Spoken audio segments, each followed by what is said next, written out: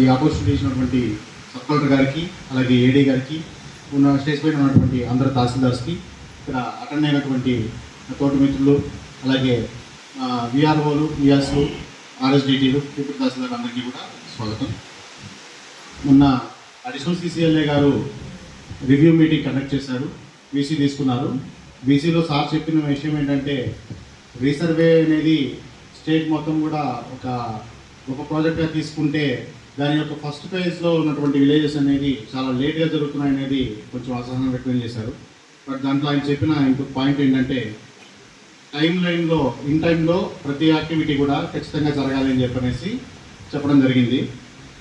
అన్ని గ్రామాల్లో కూడా రెవెన్యూ సదస్సులు, అలాగే రీసర్వే గ్రామ సభలు జరిగిన తర్వాత కూడా నెంబర్ ఆఫ్ గ్రీవెన్సెస్ అనేది తగ్గకుండా పెరుగుతున్నాయన్న ఉద్దేశంతో విఆర్ఓని ఖచ్చితంగా అన్ని గ్రామాల్లో కూడా ఏ సమస్యలు ఉన్నాయో ముందుగానే ఫైండ్ అవుట్ చేసి సుమోటోగా వాటిని పరిష్కరించే దిశగా వాళ్ళని ప్రయత్నం చేయమన్నారు.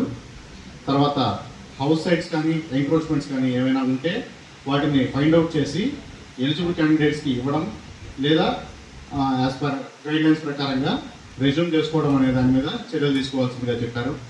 అలాగే స్టోన్ అరేజింగ్ అనేది ఎట్టి పరిస్థితుల్లోనూ 1 వీక్లో కంప్లీట్ చేయమన్నారు.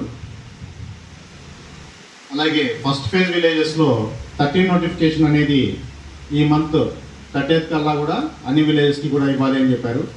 సో మన డిస్ట్రిక్ట్ అయితే రివ్యూ రాలేదు, కానీ మన డివిజన్లో చాలా వరకు 90 నోటీసెస్ జరుగుతున్నాయి. కాబట్టి as early as possible complete చేయండి.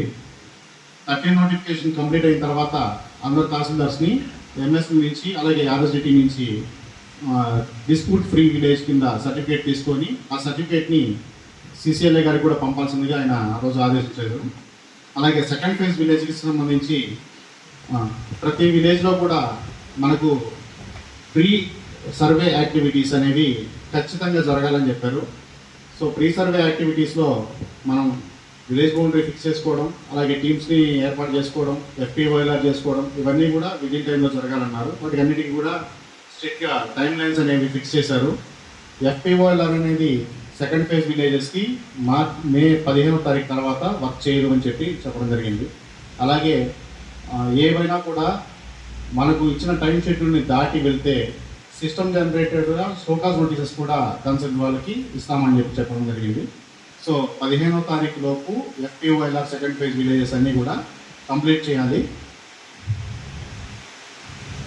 అలాగే అందరికీ కూడా ట్రైనింగ్ ఇవ్వాలి అని చెప్పడం జరిగింది. దానివల్ల నా సబ్ కలెక్టర్ గారు కూడా ఈరోజే ట్రైనింగ్ పెట్టడం, అందరికీ కూడా దీని గురించి తెలుసుకునే అవకాశం ఇవ్వడం అనేది చాలా సంతోషం.